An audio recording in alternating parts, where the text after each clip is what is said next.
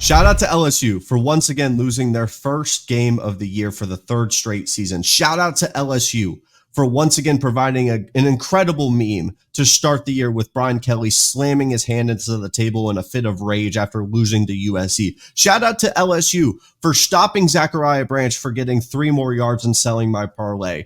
Shout out to the game of college football because we are back, everyone. If this is your first time at Rush the Field and seeing this channel or anything across the board, the only thing I'll ever ask of you real quick is just give me another opportunity to talk football with you, because that's all I want to do with this channel is talk some damn football. Whether it's a like, a comment, subscribe, whatever it may be for the algorithm, your presence here and watching football and talking football with me is all I'll ever ask of you to do again. Well, let's talk about this video. Let's talk about USC, LSU, the impact around this game, because I'm going to keep it short and sweet. I can't sit here and overreact and talk about, how this defines LSU season and they're not going to be a playoff team. I can't sit here and talk about how USC is in a projection to win the Big Ten. That would be a major overreaction. But at the end of the day, let's talk about the winners. Let's talk about USC. This was a career-defining win. No, I'm not going to do that. This was a marquee moment, I would say, a major moment for USC. This isn't going to define their season, but with all the noise around this program, talking about their physicality, talking about,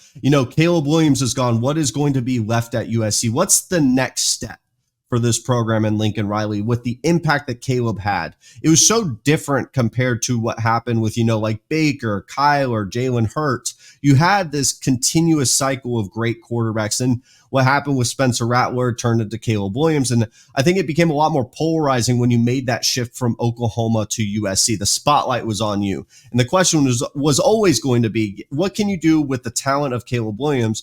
Can you turn around that defense sooner or later? And then the bigger overarching question is, what is Lincoln Riley truly is as a head coach? He went from a guy that we felt was a great offensive mind, a young star, a guy that is due to win a national championship. And as time has progressed, it's almost like people are continuously selling his stock.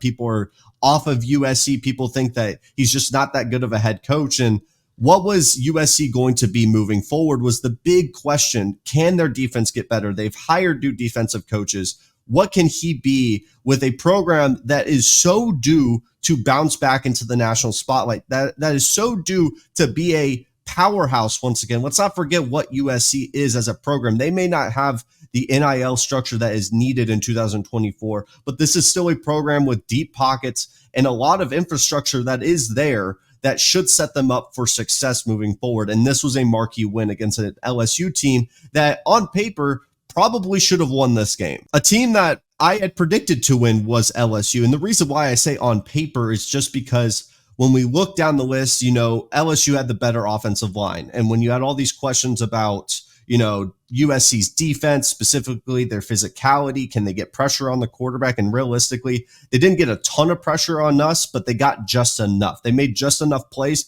to put them in the best position to win a football game. And Miller Moss looks great. At this point, and I bought stock in Miller Moss. I was buying low on USC as a program just because at the end of the day, I get it. We saw what happened with Rattler, but this almost feels like the outlier. You just have to have a faith with quarterbacks and Lincoln Riley. It's just peanut butter and jelly. It just works. At the end of the day, I will be proven wrong until it actually happens. Proven right or proven wrong. I know I butchered that quote. We're leaving it in. Everything stays in on the channel, all the mistakes and all. So let's flip it to the other side because, I could credit USC's defense, right? I do give them credit for stepping up, but this is one of those things where I don't want to overreact to the defense and say, oh, USC has a good defense now. They're on playoff watch. Let's see this as it progresses. Their big test is going to be against Michigan on that physicality, because that's going to be one of the most physical games across the entire country. And I believe it's in the big house. They're going to be tested throughout the season. So I'm not going to make a dumb mistake and say USC has a great defense. Let's keep an eye out for it. No, they made enough plays and they played really good against an LSU team that, on the flip side, let's talk about LSU. I had them a little bit overrated going into the year, and I'm not going to say and sit here and go, hey, this is a victory lap. I was right. LSU sucks. No, LSU, some of the red flags that I did see going into the year came a little bit to light, but also some of the things that I thought were bigger deals than going into the season didn't seem as big of a problem. I like Nussmeier. I think Kyron Lacey is a future first-round pick. LSU just produces high-level wide receivers. You saw that talent live and in person.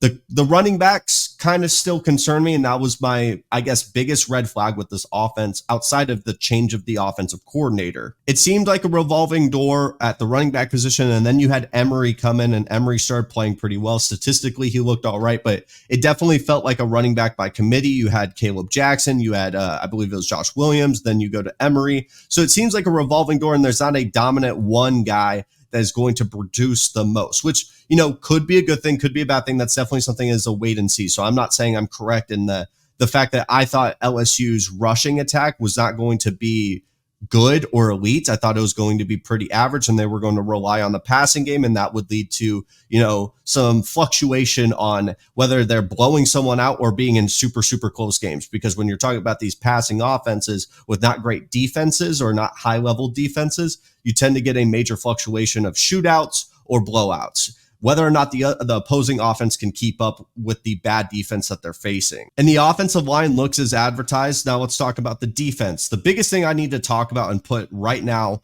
and make this take, because I said it in the offseason, I need LSU fans to shut up about Harold Perkins. Shut up about him being in the wrong position. He needs to play edge rusher. He needs to play linebacker. The truth about Harold Perkins right now, and this is not me overreacting to week one. I've had this take all offseason, and it looks like it might continue into this season.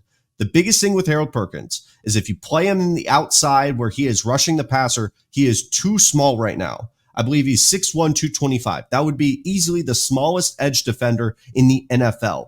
Why am I talking about the NFL when we're talking about college? Because at the end of the day, Harold Perkins is going to be draft eligible. At the end of the day, he's going to want to get drafted. At the end of the day, that is his end goal. It's not to be, the best LSU Tiger of all time, because that's where he's going to produce the most, is at the edge position for the LSU Tigers. I understand as an LSU fan, you would want him to produce the most in that position. But you also have to think of what's best for his NFL career, because that's the next step for him. And realistically, at his size, it's linebacker. With his athleticism, he can, stretch from sideline to sideline when we're talking about pass coverage. His speed is incredible. We saw it in flashes on that game against USC, where he basically blew up. I think it was a read option or an RPO.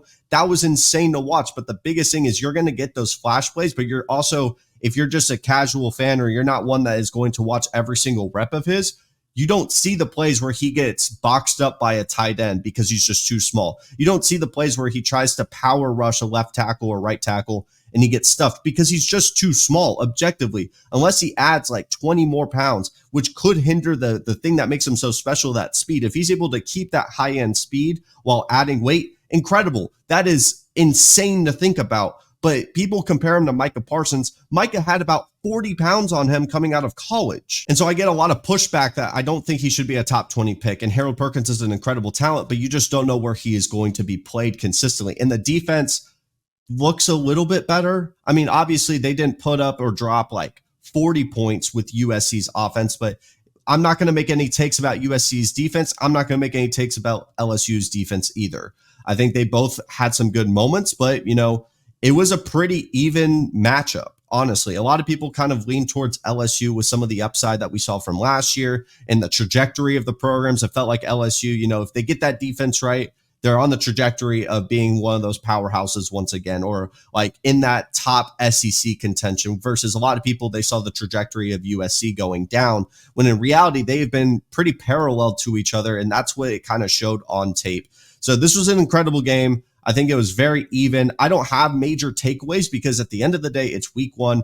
I can't sit here and, hype up Jackson Dart, throwing like 6 or 7 touchdowns against Furman. I can't hype up Nico looking incredible because at the end of the day, it's week one. That's where you get burned. But I will say this, the biggest thing I will say at the end of the day, USC looked really good. I got to shout them out. Credit to Lincoln Riley, because this is a good first step for the rest of the season. With that being said, thank you so much for watching Rush the Field. As you could see, I'm adding some new things. I don't know if I even turned around correctly, but I'm trying to add more to the background. I would love to hear any recommendations on how I can improve these videos. I'm trying to level up these videos as we continue into the college football season. And stay tuned because I have the week 2 preview, week 2 pick'em coming out for the rest of this week. I'm going to be recording them right now. So thank you so much for watching and have a fantastic day.